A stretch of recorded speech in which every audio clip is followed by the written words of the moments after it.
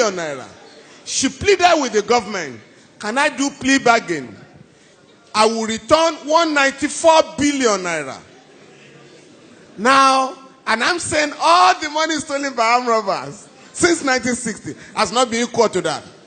But we are then told by the ruling class, aided by imperialism, that everybody should mind his own business because of the fear that if you have a united African country in Nigeria, 170 million people, that is one of the largest markets in the world.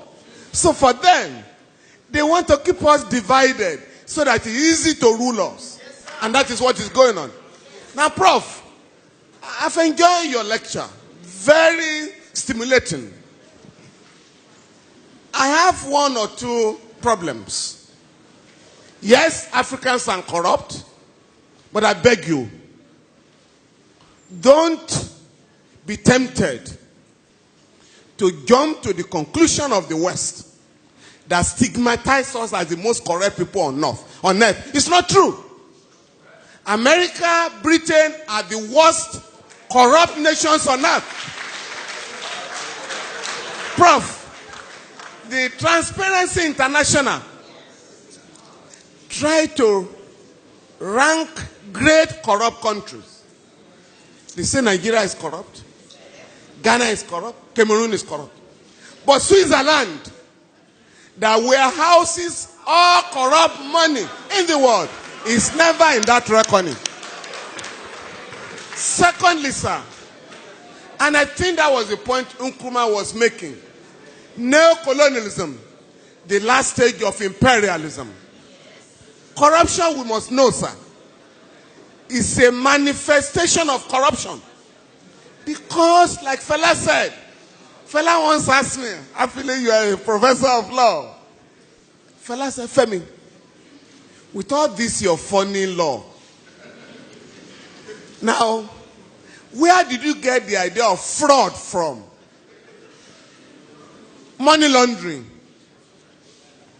If the Western people were not stealing, there would be no word like fraud. No word like stealing.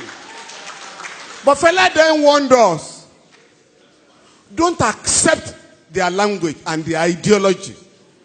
When you say money laundering, Fela said, what is money laundering? But if you say a man is a thief, in the school, his children will be ashamed when you say your father is a thief. But when you say the man is engaged in money laundering, it means nothing. Please.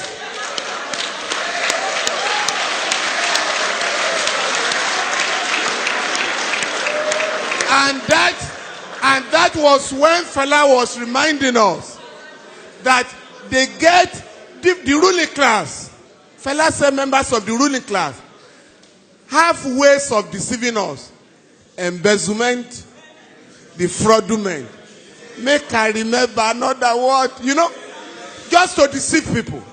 But if we are going to organize Africa, sir, we need to draw a line of dichotomy between the countries that are getting it right and those that are exposing Africa to shame. You mentioned Rwanda. Rwanda, not just the cleanest city, has the largest number of women legislators in the world, ahead of the West. But here, you are told here, women are supposed to remain in the kitchen, not to go to politics. And you know how they keep women away from politics? All the meetings of political parties are held in the dead of the night. Why? I'm talking of great ideas by lecturers, and you could pick and choose. And I chose ideas that could transform our continent. And when I went to practice, incidentally, I think Motorayo is left. Who asked the question? Morayo. I practiced under our father, the late Alao Akabashorun, and he was an African lawyer, was very close to Nkrumah, Fela and all that. And that generation believed that Africans should be made to realize that we can solve our own problems. Fellas sang about religion, and this is very important. Because I was just reading Pastor Adeboye, who has just said that he wants to establish more churches so that everybody can have a church within a walking distance. Now, fellas sang about religion and the danger of religiosity as opposed to spirituality. Now, Okoye Akadina Okoye has just given a beautiful reply this morning. That what Adebayo is talking about are business centers, not religious institutions.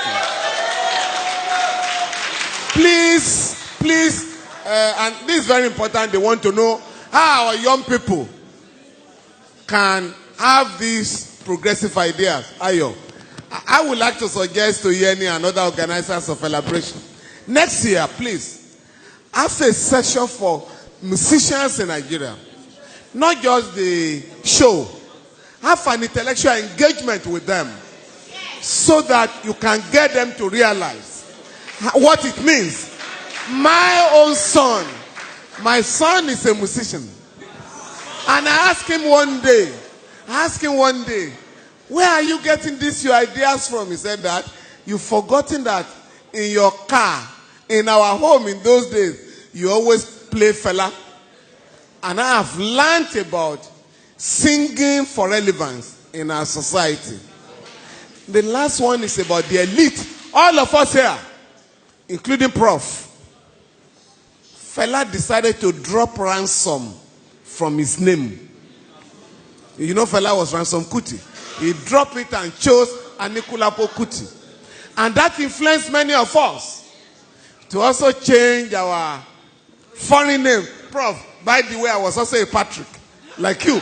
Now, but I've thrown away that. But on our children, all of us can decide today. Because Prof made the point. We are all proud. When a friend visits you and you say, greet your uncle. You speak the same language. That does not happen anywhere in the world. The late Ganifa Emi called my house one day. My last girl picked up the phone and said, who is speaking, please? And Gani said, please give the phone to your father. Is that not Femi Falana's house? The girl said, yes. Why are you speaking English to me? And I had to apologize. He didn't know you were, sir. In my home, my wife and I decided, since we didn't learn our own English in school, at home, we're never going to speak English to our children at home. Now, that has paid off. Contemporary and friends of my children ask them now, where did you learn your Yoruba from? And I think all of us can decide to teach our children our native language. When we were in school, it was prohibited. They call it vernacular. If you spoke Yoruba in my secondary school, you will go for 2 weeks suspension. Thank you.